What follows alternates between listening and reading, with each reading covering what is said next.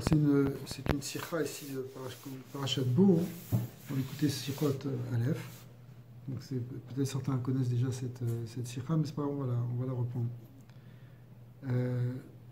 La Parashat de cette semaine, qui est Parashat Bo, qui, comme on vient de le dire, parle entre autres, parle essentiellement de la sortie d'Égypte. Eh bien, de là, on va apprendre des choses donc, qui sont liées avec Pessah. Alors, une des choses qui est écrite ici, c'est que le 10 du mois, le 10 du mois de Nissan,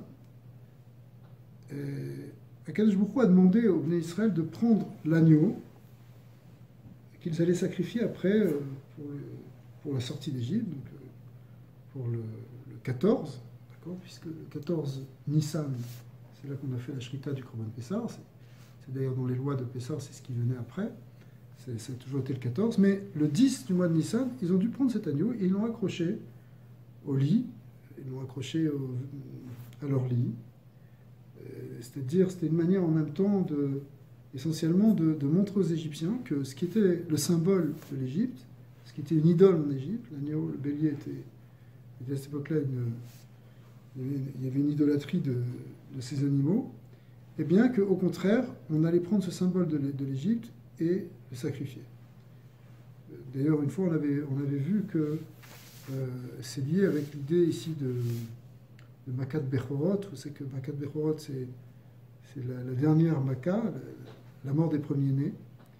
Et le Bechor, ce que représente le Bechor, le premier-né, ça représente celui qui dirige.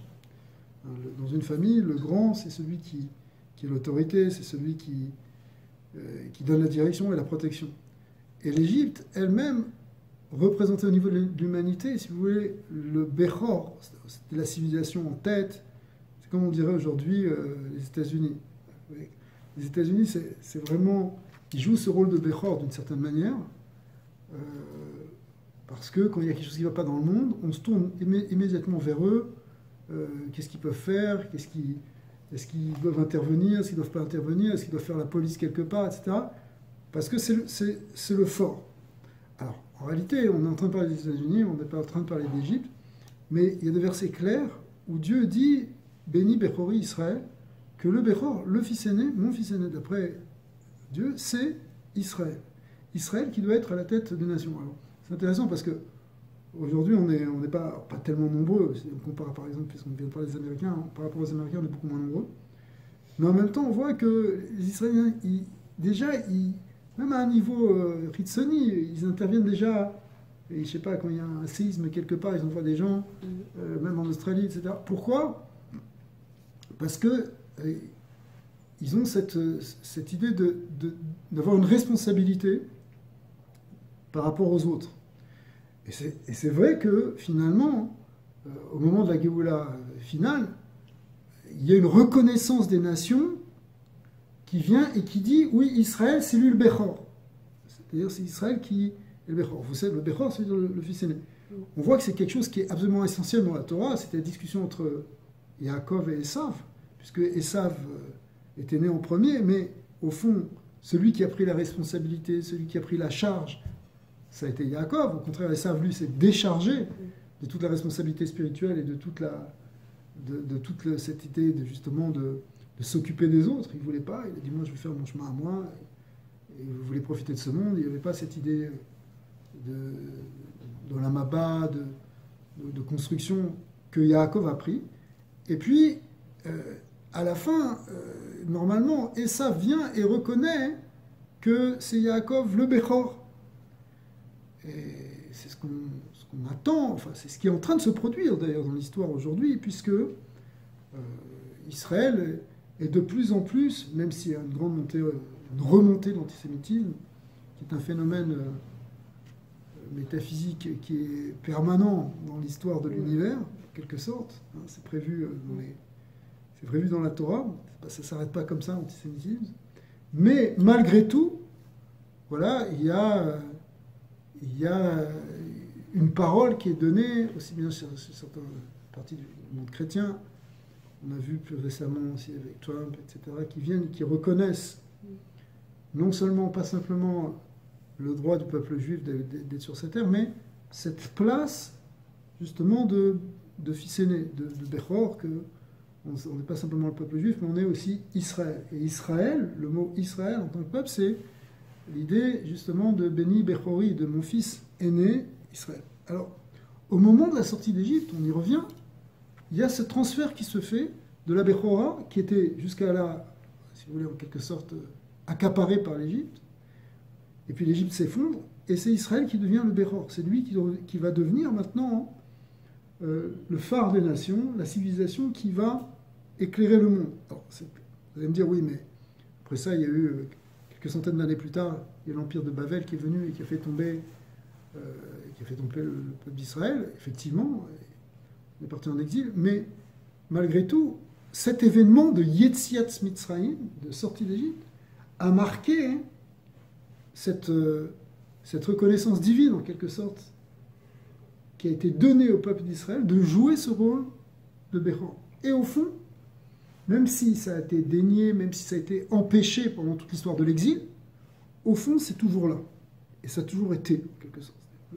L'homme Israël, il a cette idée d'amener la sagesse, d'amener la morale, d'amener la lumière de la Torah, et qui se diffuse dans les nations. Alors, maintenant, ici, ça ne s'est pas fait comme ça, parce que c'est un point qui est extrêmement sensible, cette idée. Parce que perdre l'autorité, ou transférer l'autorité à un autre peuple, c'est quelque chose qui est pas accepté de manière facile. C'est pour ça qu'il fallait un grand courage pour les Béné Israël de prendre cet agneau et de le capturer en quelque sorte, de l'attacher en disant on va le sacrifier devant tout le monde, c'est-à-dire c'était une affirmation justement de toute cette idée qu'on vient de développer que on va sortir du pouvoir de l'Égypte et au contraire c'est Israël qui va revenir maintenant à la tête. Et ça c'était d'une certaine manière même dangereux parce que c'est un peu comme si, une fois on l'avait vu dans un cours, c'est un peu comme si dans un régime soviétique, tu prenais une effigie de Staline ou de Lénine et tu l'accrochais par une corde en disant de toute façon on va la casser. Et tu es en train de toucher un symbole, tu es en train de toucher quelque chose qui représente le pouvoir ici. Donc il y a une sakana, il y a un danger. Et pourtant, c'est ce qu'ils ont fait. Et ça, dans un langage, si vous voulez, chassidique, ça s'appelle avoir fait Messirut Nefesh. Messirut Nefesh, ça veut dire tu as confiance en Hachem, c'est Dieu qui a demandé, et tu as une foi profonde, et tu t'engages en fonction de ça. D'accord.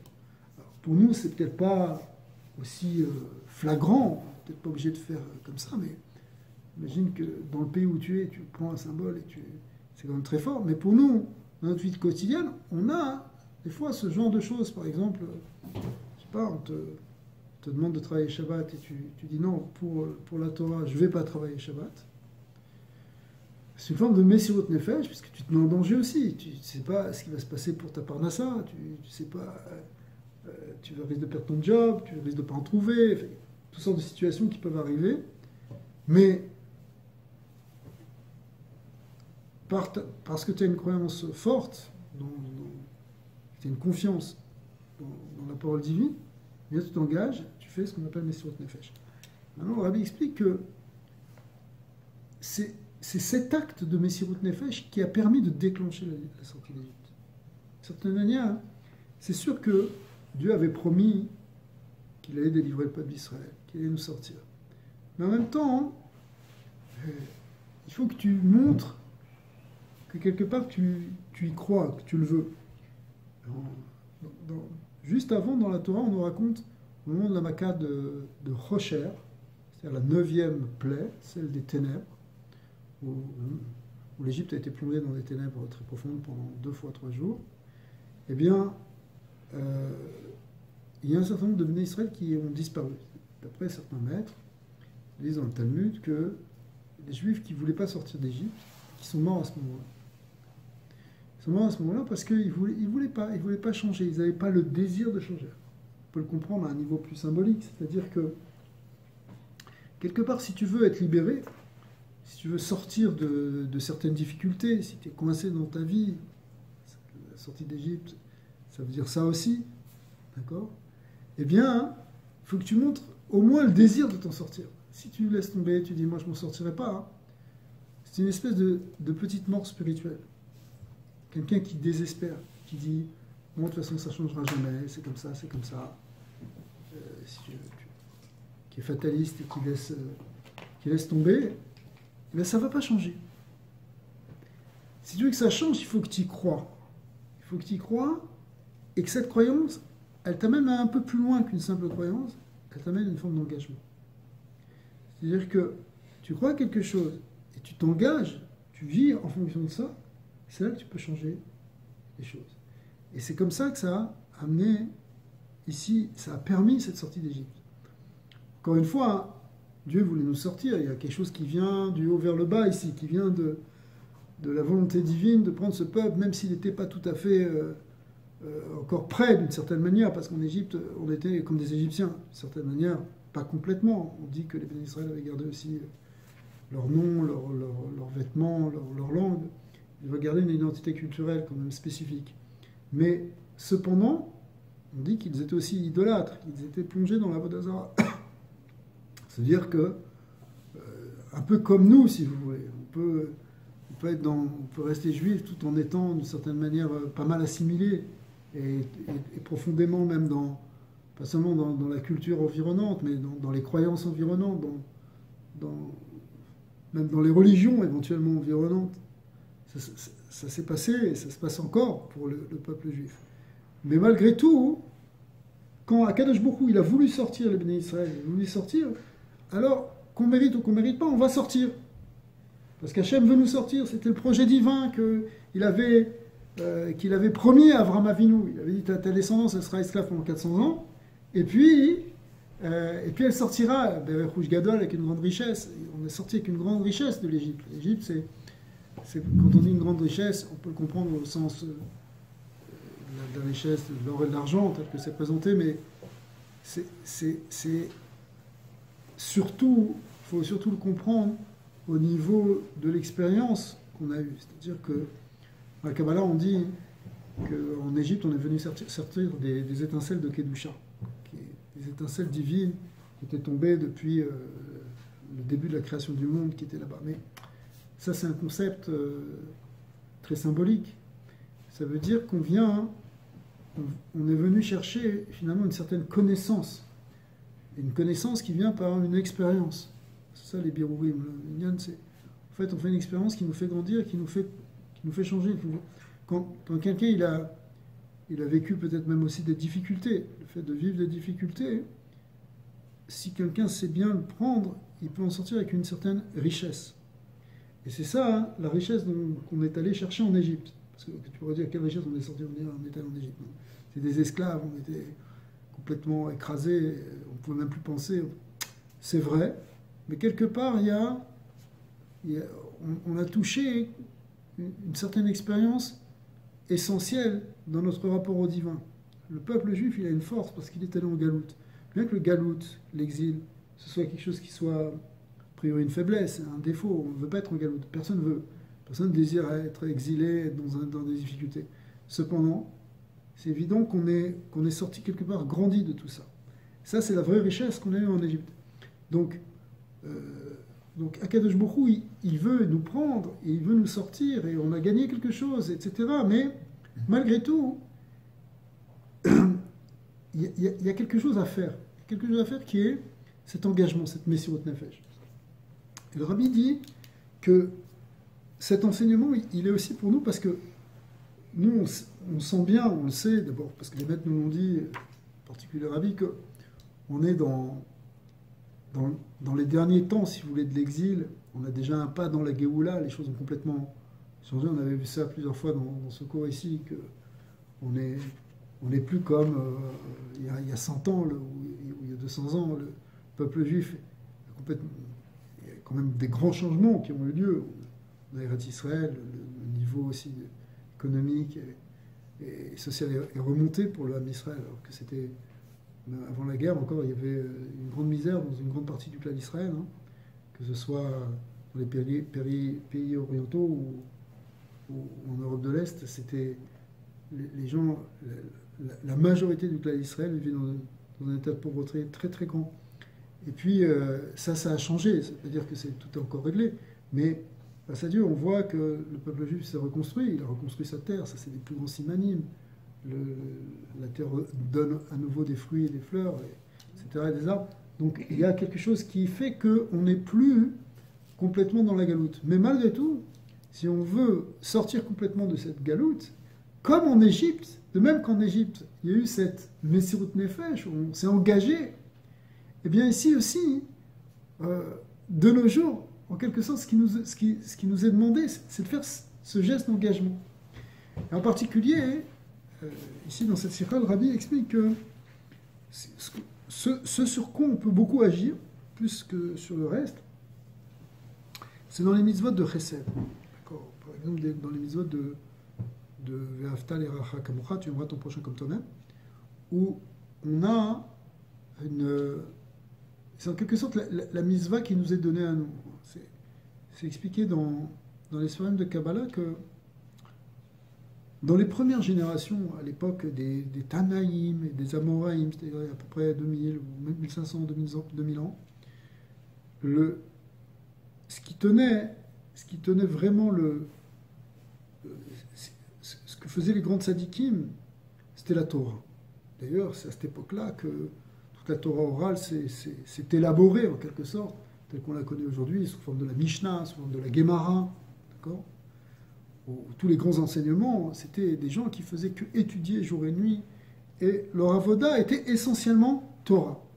Après ça, à l'époque un peu plus récente, à l'époque du Harizal, par exemple, qui a vécu il y a 500 ans, là-bas le Harizal dit que dans sa génération à lui, qui voit déjà comme Ikveta de Meshira, la avoda elle est passée au niveau de la tfila. C'était la tfila. On est passé de Chabad à Chagat, c'est-à-dire on est arrivé au niveau de tfila. Et puis, dans notre dor à nous, comme l'a expliqué le Balatania dans le Tanya, il dit que de nos jours, le écart de ce qu'on peut faire, bien sûr qu'il faut étudier, bien sûr qu'il faut prier, celui-là, bien sûr, mais le écart des mitzvot qu'on a à faire à nous, il y a plusieurs guérotes qui expliquent ça, c'est la tzedaka, c'est le chesed. Le écart, si vous voulez, là où on a notre place, c'est dans les mitzvot de chesed, dans les modes, au sens large, ce qu'on appelle tzedaka, le milut chassadim. Ça, le rabbi est allé beaucoup dans ce sens-là. Bien sûr, il a poussé tout le monde à étudier, il a fait des mutsaïm pour qu'on étudie, pour qu'on se renforce dans la tfila. Mais on voit que le Ikar, ça a été la tzedaka. D'ailleurs, une des manières pour faire passer ce message, c'est quand il distribue $1. Le fait qu'il donnait $1, et c'est quoi ce qu'il a demandé avec ce $? C'est que vous le donnerez à la tzedaka. Pourquoi parler de tzedaka? Parce que c'est ça qui, dans notre dor, nous est demandé à nous, notre avoda à nous. Bien sûr, on va prier, bien sûr, on va étudier. Mais on ne va pas étudier comme à l'époque des Tanaïm. Même si le meilleur étudiant de Torah aujourd'hui, ça n'a rien à voir. Ça n'a rien à voir avec la Torah des Tanaïm, qui était Mechadesh des Drashot, qui est allé chercher dans les psukim les sottes de la Torah chez Béalpé. D'accord? Et on n'est plus dans la tfila comme on priait à Tzfat dans la choule du Harizal ou du Rashash. Bien sûr, ça existe encore. Aval, notre dor à nous, on est passé de Chabad, Chagat, pendant à Neim. C'est vraiment l'action. Et c'est quoi? C'est l'union de Tzedaka, comme l'explique Balatania. Ça veut dire que notre Tzedaka, maintenant, elle est plus haute que celle qu'on a accès à une Tzedaka plus haute que ce qu'il y a eu avant? Tu sais, c'est un peu... Parce que quand on parle de Yeridat Adorot, de la descente des générations, il y a la génération de la tête, ensuite du torse, ensuite jusqu'à des pieds, symboliquement, comme on le voit dans le rêve qu'a fait Nabuchodonosor, le rêve qu'il a partagé avec le prophète Daniel. Daniel lui expliquait, ça correspond à plusieurs empires, à plusieurs générations.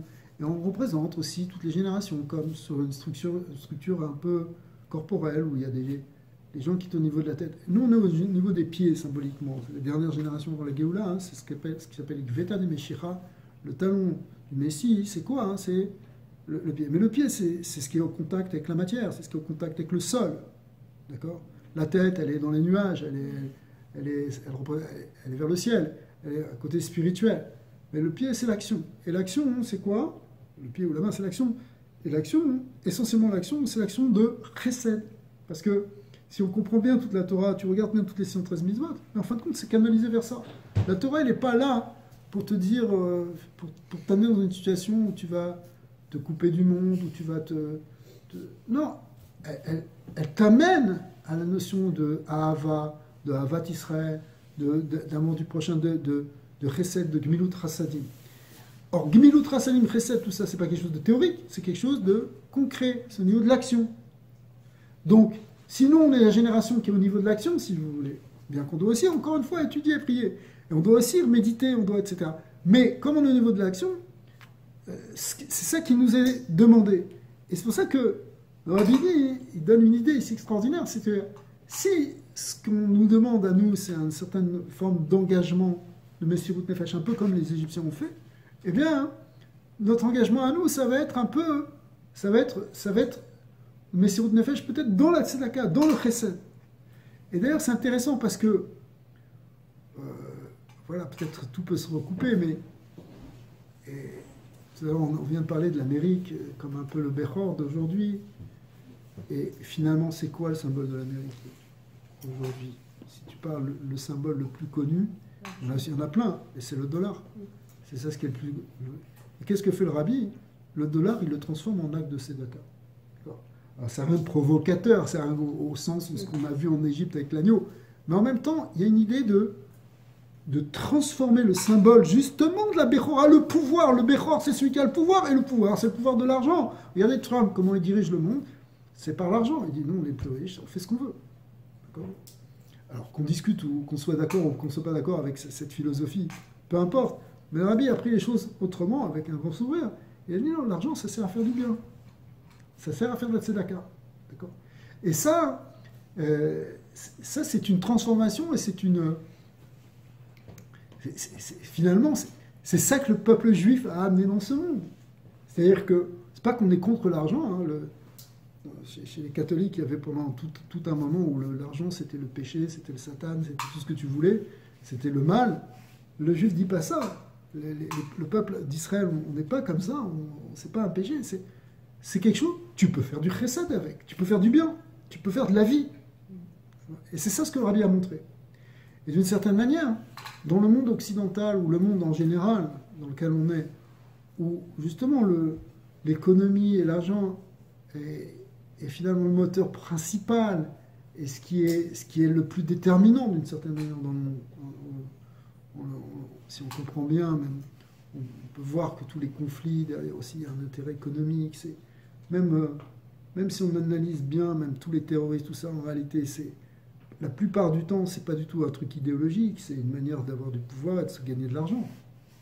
C'est un très bon business, le terrorisme. Les gens qui dirigent les cellules, les organisations terroristes, c'est des gens qui font énormément d'argent avec ça. Encore plus qu'avec la drogue, encore plus qu'avec les armes. C'est des mafias les plus... Donc, après, il y a des prétextes idéologiques, mais au fond, si on réfléchit bien, au fond, ce qui motive le plus le monde, c'est ça, c'est ce dollar. Ouais, qu'est-ce que fait le Rabbi? Il le prend, il le retourne. Il le donne. Pas il le prend. Parce que tout le monde veut le prendre, tout le monde veut prendre, veut gagner, veut acquérir. Et lui, il le prend, il le donne. Enfin, quand je dis le prend, il le donne, et il demande à l'autre de le donner. Tu comprends? C'est-à-dire, il crée une chaîne de dons. Et ça, c'est le retournement. Un peu, et ça correspond d'une certaine manière à... Bon, c'est BDRF ce que je dis, mais ça correspond à prendre cet agneau et dire, voilà, on va le sacrifier, au lieu qu'il soit une idole vers laquelle on donne, on se prosterne, au contraire, on va maintenant le manger, on va le consommer, on va transformer complètement ce qui était prévu avec lui. D'accord? Et on va tout ça, et cet agneau, on va l'offrir à Dieu.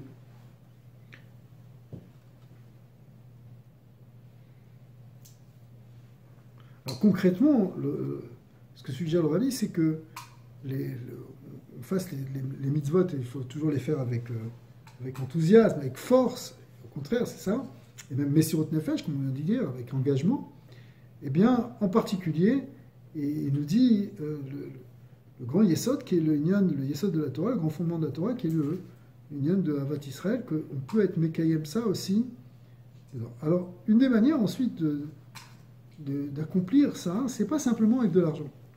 On a parlé maintenant de ça, mais il y a une autre manière de faire du chesed, qui est aussi un chesed qui est encore peut-être plus grand d'une certaine manière, parce que ça peut apporter, pas simplement au niveau physique, mais apporter au niveau de la neshama, au niveau spirituel, c'est de faire un chesed avec des mitzvot ou de la Torah. C'est-à-dire, par exemple, si tu rapproches quelqu'un de la Torah, tu lui permets de faire une mitzvah, tu lui donnes un enseignement, tu lui donnes une parole, c'est une tzedaka.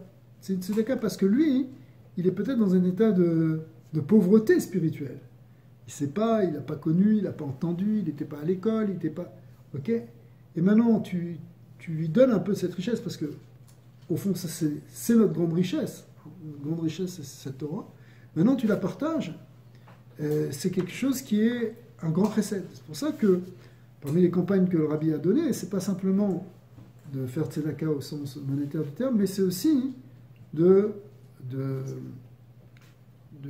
distribuer la Torah. Alors, je rigole. Alors, ça va, c'est bon.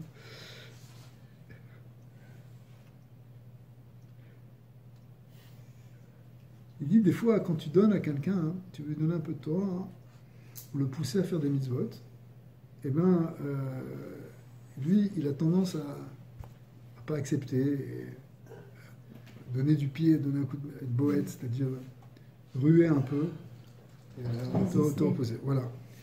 Alors, il dit, il ne faut pas s'inquiéter de ça. Au contraire, c'est bon signe. Ça veut dire que ça le touche. Quand quelqu'un, tu essaies de lui dire, tu essaies de le ramener, de lui faire une mitzvah, quelque chose, ou l'intéressé, et qui s'énerve un peu, ça veut dire qu'il se sent concerné. Parce que s'il n'était pas concerné, bon, on dirait, ok, qu'est-ce qui se passe, intéressant, sans plus. Mais c'est qu'il est touché. Et s'il est touché, eh bien, il faut juste lui parler encore, et lui parler encore, jusqu'à ce que la chose finisse par être acceptée. Il ne s'agit pas de faire du bourrage de crâne. Il s'agit en fait de partager, comme on disait tout à l'heure, cette richesse, de la donner. Et ça, c'est quelque chose qui est attendu dans notre génération, dans notre d'or. On peut faire beaucoup par rapport à ça. Et c'est pas simplement les rabbins qui doivent faire ça. Tout le monde peut faire ça. Chacun dans son environnement. Tu peux pousser quelqu'un à faire quelque chose, à faire une mitzvah, tu peux l'influencer, lui échanger une parole de Torah. Aujourd'hui, avec les réseaux sociaux, tu peux même partager des messages de Torah. On voit, il y en a de tous les côtés. Et c'est pas mauvais. Des fois, moi, je me dis, bon, un petit message de Torah de 2 minutes, tout ça, ça me semble, tu sais, bon, je dis, bon, ok, fais un bon cours d'1 heure où tu vas réfléchir. Mais qu'est-ce que tu vas faire 2-3 minutes de Dvar Torah? Et pourtant, je me rends compte que des fois, tu lâches un petit Dvar Torah comme ça, et les gens, ils sont très très reconnaissants de ça. Ça leur a fait leur journée, ça leur a fait leur semaine des fois. D'accord?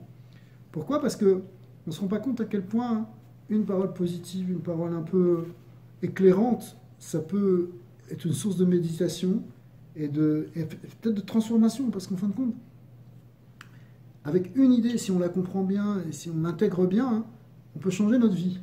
Ça peut aller jusque-là. Donc, il ne faut pas avoir peur de transformer.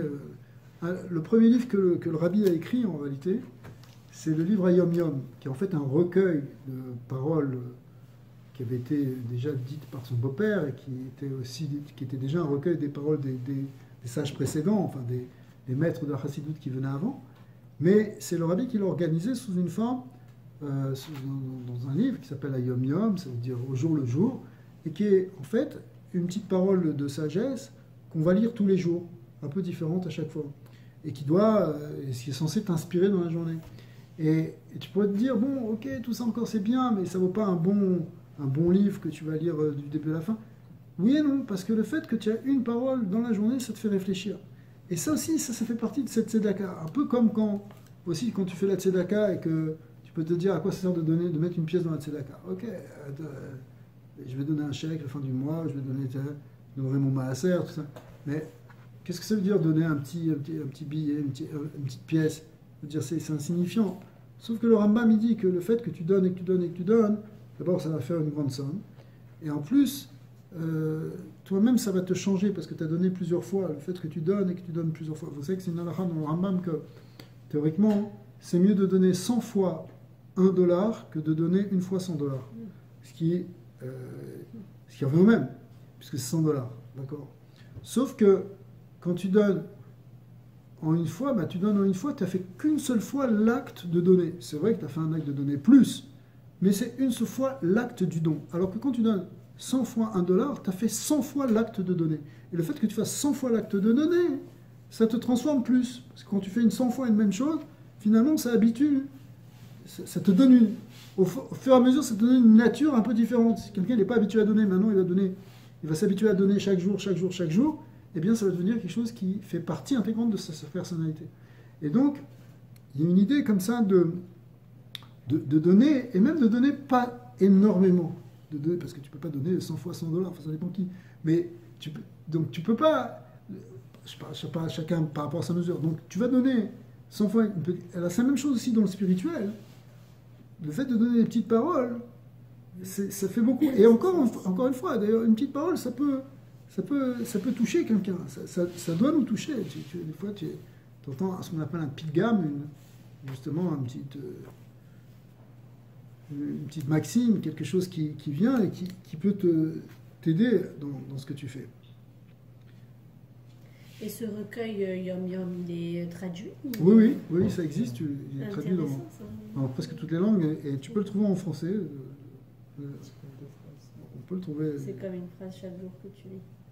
Ouais, je suis sûr, au Bet Rabat, on peut en trouver. On l'a? Je pense que ouais, ça a été traduit. Raskin, Au Bet Lubavitch, ils l'ont fait en français. Ouais. Ça y est aussi, sur les applications aussi. Tu peux trouver maintenant. Les applications, tu trouves la Yom Yom, tu trouves le Ritat, Rambam, tout ça. Je pourrais vous montrer après si vous voulez. Tu peux le voir aussi dans ton téléphone. Donc c'est pas très long à lire. Et c'est bien parce qu'en général, ça donne en même temps c'est des paroles qui viennent de la sagesse racidique. Donc ça connecte avec cette ambiance un peu de positive. Et en même temps, ce qui est bien avec la chassidoute, c'est qu'elle nous prend toujours un peu aussi, elle nous oblige à sortir un peu de notre confort intellectuel et de notre manière un peu train-train de voir les choses. Et elle te fait un petit switch pour que tu vois les choses autrement. Ça, c'est pas mauvais du tout. C'est-à-dire que c'est une des grandes forces dans la chassidoute. Les maîtres chassidiques, ils ont transmis une sagesse qui t'oblige à voir les choses autrement, à te positionner autrement que l'habitude classique de voir les choses. Même l'habitude classique de voir les choses dans le judaïsme. C'est juste une parenthèse que je suis en train de faire, mais l'exégèse chassidique, elle a une dimension, si vous voulez, c'est pas le sens littéral, c'est toujours un sens plus allusif. Et le sens allusif, il est un peu décalé, et c'est ce qui permet, en quelque sorte, de faire jaillir la lumière pour comprendre les choses autrement. Parce que quand tu regardes toujours les choses sous le même angle, tu connais la chose, c'est clair, tu es dans une routine. La seule manière de sortir de ta routine, c'est de te dire « Waouh, j'avais pas vu les choses comme ça. » Ça change complètement ma perception, là. Tu prends un autre angle de vue. C'est ce que fait la chassidoute. La chassidoute, elle a ce côté un peu piquant, de nous faire sortir de notre vision classique. Et cette vision un peu originale, en réalité, elle permet d'éveiller notre amour pour Hachem, notre désir d'apprendre plus de Torah, de faire un peu plus, de faire autrement. Ça, et à Yom Yom, c'est souvent comme ça. C'est des paroles des maîtres de la Chassidoute qui sont, waouh, c'est en général. Des fois, c'est plus simple, mais en général, c'est un peu comme ça. On voit les enseignements du Baal Shem Tov, si vous voulez écouter aussi, les recueils d'enseignements du Baal Shem Tov qu'on a aujourd'hui, c'est les enseignements oraux qu'il a dit, et qui ont été transmis par ses élèves. Mais la plupart, ce n'est pas des grandes exégèses qui durent, des choses qui se développent sur des pages. C'est justement des idées clés, des analyses dans un verset qui te permettent de changer complètement et d'ouvrir vers une autre compréhension. Et ça, c'est comme ça qu'au départ, la chassidoute s'est transmise. Et elle a gardé cet esprit-là, cet esprit un peu justement de nous réveiller. Parce qu'il faut qu'on se réveille, sinon on est dans notre sommeil, dans notre torpeur, là, dans la torpeur qui vient de notre habitude. Et même une habitude, c'est ça qui était fort avec la chassidoute, c'est même une habitude religieuse. Tu es pris dans un train-train de tes mitzvot, tu fais tes prières, tu fais ton rituel, ton Shabbat, tout ça. Et puis, est-ce que tu avances intérieurement? Est-ce que tu as changé? Est-ce que tu as découvert quelque chose de nouveau? Non, tu es bien, tu fais ce qu'on t'a demandé et tu te satisfais de ça. Et la chassidoute, elle veut pas, elle veut que tu grandisses. Tu es venu dans ce monde pour progresser. D'accord. Et alors ça, c'est vrai au niveau individuel, et c'est vrai aussi au niveau justement de la Géoula. Parce que la Géoula dont on veut parler, c'est changer. Il faut changer notre rapport au monde. Il faut que le monde il fonctionne autrement, en fait. Sinon, c'est pas la Géoula. Sinon, on reste dans... L'exil, c'est pas simplement l'exil du peuple juif, que les Juifs étaient pas dans leur pays et qu'ils étaient soumis, etc. Ça, c'est une chose. Mais ça va plus loin que ça. C'est l'état du monde est en exil. On approche bientôt de Yudjvad, on va en parler après. Il y a une idée que la Géoula, c'est ce monde-là, bien sûr, mais ce monde qui va être transformé. Comment il va être transformé?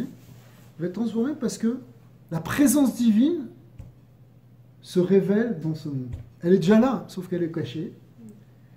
Et maintenant, avec les Géoula, elle se révèle. Les choses se révèlent parce que Dieu est présent dans ce monde. Il va à nouveau résider dans ce monde. On sait qu'il était là au départ de la création, à l'époque de Adam Arishon. Et puis les fautes, les hommes ont chassé cette présence divine jusqu'à ce que les grands, avec Abraham, et Yitzhak, et Yaakov, et ses fils, etc., dans cette génération, ils ont ramené, ils ont refait descendre plus ou moins étape par étape, cette présence divine. Et à la 7e génération, à l'époque de Moshe Rabbeinu, eh bien, la Shekhinah s'est à nouveau révélée.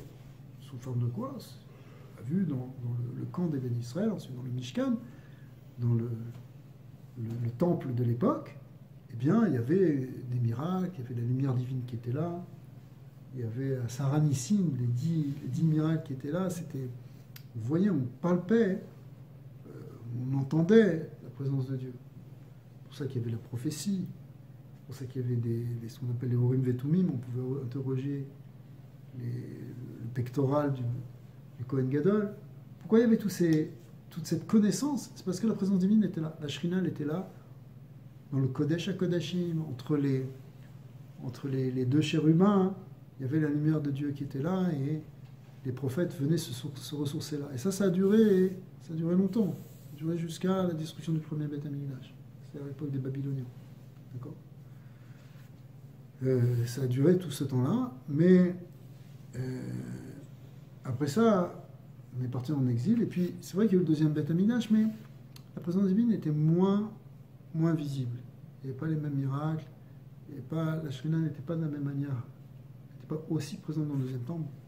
Elle était déjà énormément présente, mais pas autant. L'intensité n'était pas aussi grande. Alors,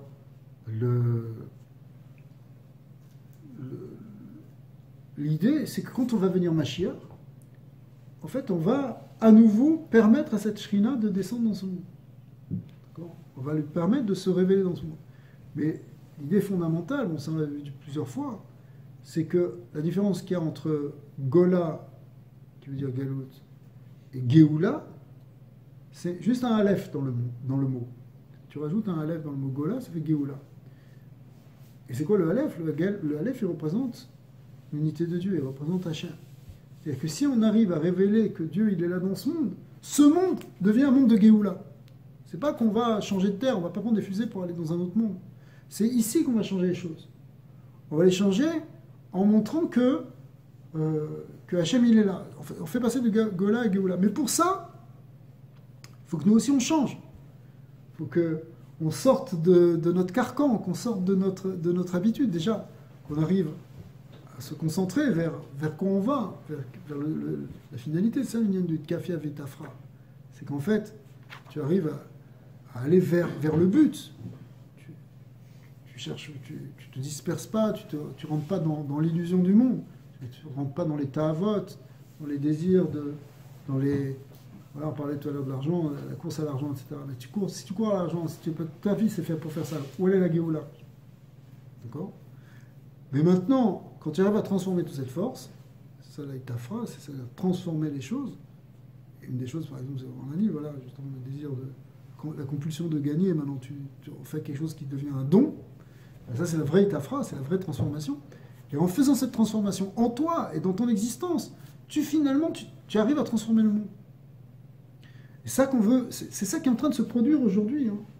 On croit que les forces de Rocher, d'obscurité, elles sont très grandes, mais au fond, il y a la force divine qui est en train de pousser. Malgré tout, nos ennemis, d'ailleurs, d'une certaine manière, on n'en veut pas, ils marchent même, etc. Mais c'est un signe qu'on est en train d'avancer, c'est pour ça qu'ils résistent. On est en train d'avancer vers la Géoula. Le monde est, même dans la Chitsoniut des choses, même à l'extérieur des choses, les choses progressent. Et on a de plus en plus de possibilités d'avoir un monde qui est meilleur. Alors il y a les forces du mal qui se déchaînent encore, mais au fond le monde est meilleur qu'avant, et il va être réellement meilleur avec ce processus de Géoula. Alors voilà, ça c'est l'écart, c'est le début de cette première partie de la Sikha. Hein. Elle développe ça. Après, le Rabbi va l'expliquer dans la symbolique aussi de Pessah, où on voit hein, le passage justement entre ce qu'on appelle le Chametz et la Matzah.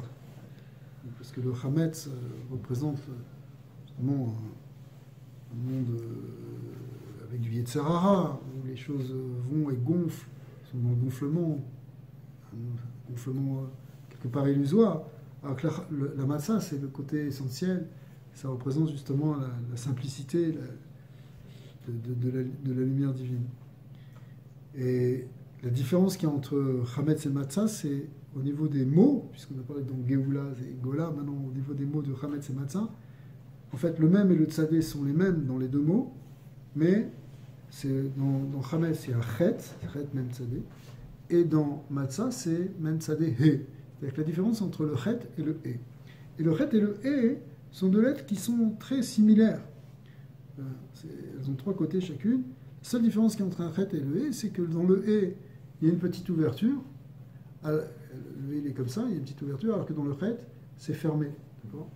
Et le fait que ce soit fermé, ça représente justement le fait qu'on soit dans un monde fermé, dans un monde où les choses, on laisse pas, on donne pas cette ouverture à ce qu'est les Mahalas, à cette lumière de divine. Et ce qu'on nous demande, ce qui est la symbolique de Pessah, c'est justement d'enlever notre ego et d'enlever notre yesh pour laisser une ouverture à Hachem. Et c'est ça qui permet aussi la Géoula. La porte d'en bas, hein, parce que dans le Chet et dans le He, il y a une porte en bas qui est grande. On peut tomber, on peut sortir, on peut tomber facilement. Mais dans le He, on peut revenir. Il y a une porte en haut qui permet l'accession à quelque chose de plus haut.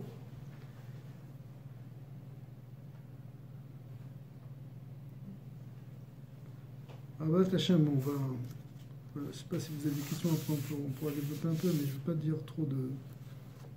Ça n'a pas été sur le début, alors je ne veux pas trop dire de notions. Ouais, Ouais, ouais. Bon, vous n'avez pas de questions, non plus d'ailleurs.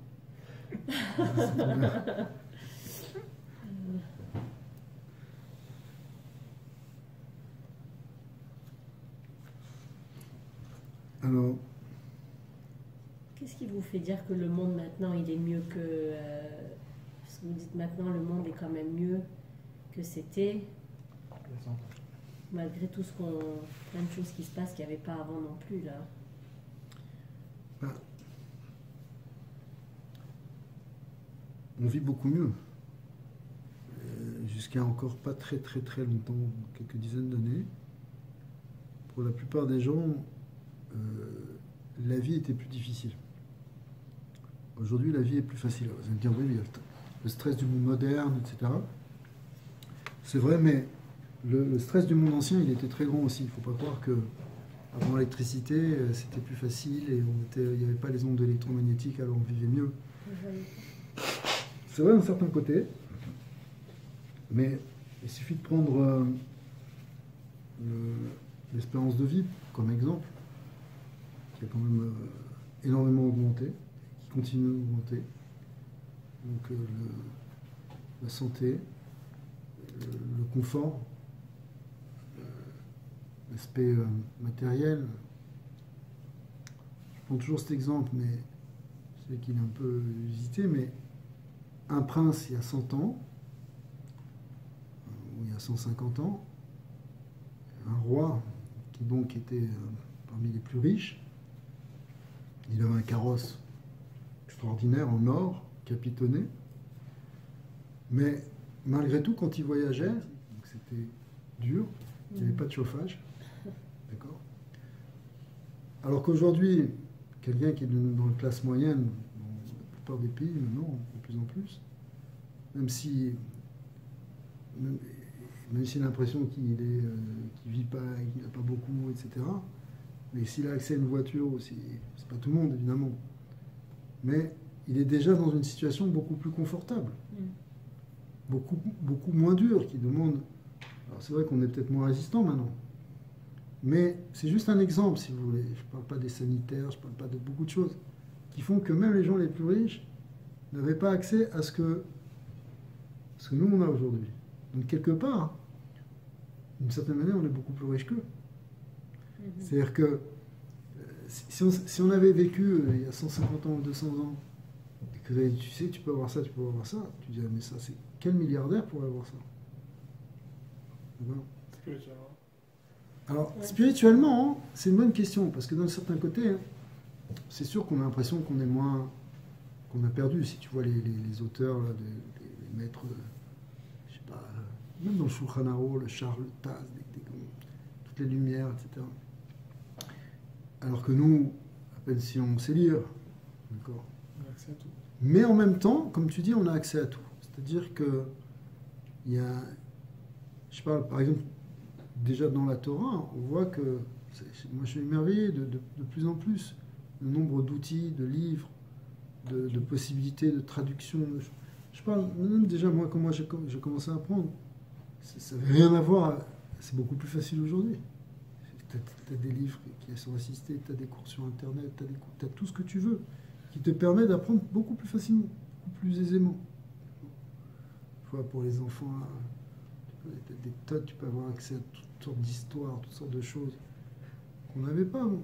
Mais justement, on a aussi accès à beaucoup de choses négatives. Donc, c'est vrai. Les enfants, ils ont accès à plus de choses négatives sur le 100%. 100%. Il y a des grands dangers.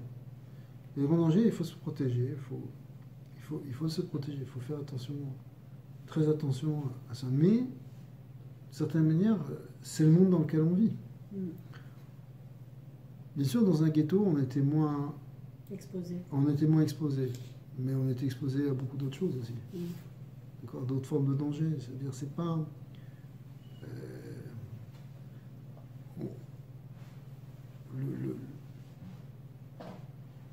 Il y a une liberté. C'est sûr que, si vous voulez, ce qu'on explique, ce que l'Arizal explique, c'est que le processus de Géoula, il touche à la fois l'intériorité et l'extériorité. Ce qu'on appelle l'intériorité, c'est la religion, c'est la spiritualité. Donc il y a un dévoilement d'une connaissance, d'une sagesse, même, oui, parce qu'on fait par exemple dans la Chassidut, tout ça, c'est profond. C'est pas tout le monde qui avait accès à ça avant. Maintenant, ça se diffuse de plus en plus. C'est le processus, c'est pour ça que l'expansion des Mayanot, des sources à l'extérieur, c'est l'expression de la Géoula. Et puis, il y a aussi au niveau extérieur de la Chitzoniut, qu'on voit même justement dans ce que je prenais comme exemple, dans la Gashmiut, dans les choses vraiment physiques, où il y a un progrès, et ça fait partie aussi de la Géoula.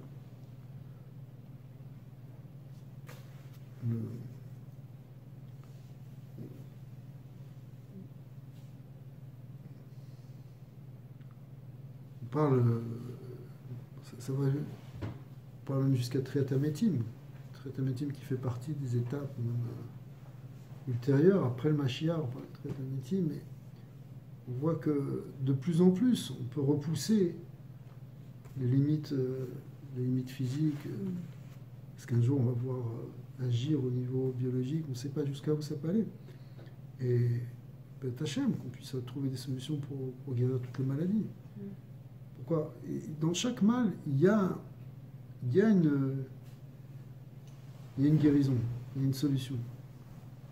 C'est pour ça que le fait qu'on découvre et qu'on cherche et que l'humanité arrive à faire tous ces progrès, c'est aussi c'est qu'il y a un dévoilement de la connaissance qui est énorme et qui permet d'améliorer la vie des hommes. Alors, le problème, c'est quel contenu on va mettre après dans cette vie. Est-ce que c'est simplement une vie pour consommer, est-ce que c'est etc. Ou bien est-ce qu'il y a une dimension de recherche spirituelle? Et finalement, la Torah nous a donné un message qui est justement les actes de bonté, les actes de chesed, finalement, c'est ça qui est au cœur. Ça donne un sens à l'existence de l'humanité. Et c'est pas seulement un sens, mais c'est ce qui permet un maintien. Dieu a demandé aux nations, il a demandé au monde, en fait, 7 mitzvot. 7 mitzvot béné noir, c'est des principes de ne pas tuer, de ne pas voler, de ne pas être idolâtre, de pas d'adultère, etc. Tout ça, c'est ce qui permet le maintien de la structure d'une humanité. Si on commence à s'entretuer, à se voler, ou à détruire la famille, on casse l'avenir de l'humanité. Mais en revanche, avec ces principes-là, on peut trouver après une possibilité justement de donner du sens à l'existence dans ce monde. Et ce sens, en fait, c'est ça vraiment accueillir la présence divine. Quand on est là entre nous, quand on est dans les actes quand on met de la chaleur, quand on met du bien dans ce monde, la présence divine réside. Et ça, c'est le tachlit de la création, c'est ça la finalité de la création. Mais ça, on s'approche de ça, parce que au fond, il y a quelque chose qui pousse l'âme Israël en premier, mais même les nations, elles aspirent à ça. Elles aspirent à la paix, au shalom. Alors, c'est sûr qu'il y a des guerres, c'est sûr qu'il y a des... Mais en réalité, il y a moins de guerres qu'avant, vous savez que... c'est pas bizarre, parce que c'est tellement médiatisé, et on voit des conflits partout, etc., il y a des choses dramatiques. Mais en fait, si on prend au niveau des chiffres, il y a beaucoup moins de conflits, il y a beaucoup moins de gens qui meurent, proportionnellement. Il y a moins de gens qui souffrent de malnutrition, il y a moins de gens qui souffrent d'épidémies, etc. Donc en fait, il y a une grande amélioration. Et ça fait partie de la c'est pas simplement, si vous voulez, d'une manière profane, on dit, bon voilà, l'homme a repoussé les limites, etc. Ça fait partie de cette accession à une nouvelle phase de l'humanité. Parce que le Mashiach, on va rentrer dans une nouvelle ère, on va rentrer dans une nouvelle phase où les hommes vont plus fonctionner de la même manière ensemble. On va arrêter. C'est pour ça que les prophéties qui nous disent que le loup et l'agneau ils vont pouvoir être ensemble, etc., ça représente, comme dit le Rambam, le fait que les nations ne vont plus s'entretuer. Et quand on dit, le même prophète Isaïe qui dit que les armes, les épées seront fondues pour faire des sacs de charrues, c'est-à-dire qu'il y a une reconversion des armes, mais en fait du rapport au monde en quelque chose qui devient pacifique et constructif. Et ça, c'est la nouvelle ère C'est cette ère-là, cette ère messianique, c'est celle-là qu'on attend. Et c'est celle-là qu'on construit, c'est celle-là dans laquelle on s'engage actuellement. Ça, c'était le message du Rabbi, c'est qu'on est en train de rentrer dans ça. Déjà, il en parlait comme ça il y a 50 ans, 70 ans même, quand il a commencé à être naziste, il y a 70 ans. Mais aujourd'hui, ça ne fait qu'aller de plus en plus dans ce sens, et de manière exponentielle en vérité. Au même titre que les progrès technologiques, ils avancent d'une manière totalement exponentielle, c'est-à-dire que ça a avancé tout doucement dans l'histoire de l'humanité, et puis il y a une courbure, et maintenant ça augmente de manière quasi verticale, c'est-à-dire avec une accélération énorme. En les 10 dernières années, il y a eu plus de progrès technologiques que tout le reste de l'histoire de l'humanité. D'accord ? Ce qui est complètement fou. Et pourtant, c'est ça qu'on est en train de vivre. Donc ça aussi, cette accélération-là, nous, on est devenus tellement impatients et pressés que ça nous paraît lent. Tu parlais des téléphones tout à l'heure, mais avant, quand on envoyait une missive de l'autre côté du monde, ça attendait 3 semaines et encore 1 mois que ça revienne pour avoir une réponse. Aujourd'hui, c'est à la vitesse de la lumière, d'accord, quasiment. Donc c'est pour ça qu'on n'est pas très patient et tout nous paraît lent. Mais en réalité, tout va très très très vite. Les changements qui sont en train de s'opérer sont très rapides.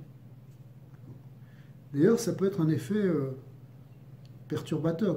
Une des raisons pour laquelle il y a des forces réactionnaires qui veulent justement ramener dans le passé fondamentaliste ou autre, d'accord, le monde, c'est parce que ce changement, il se fait tellement vite que, wow, où est-ce qu'on va? Mais cependant, le mouvement, il est là. Ça, ce qui est intéressant, c'est que c'est à la fois au niveau extérieur, physique, matériel, et au niveau spirituel. Il y a une grande partie de l'humanité qui veut passer à autre chose, qui cherche autre chose. On va y arriver, on est bon.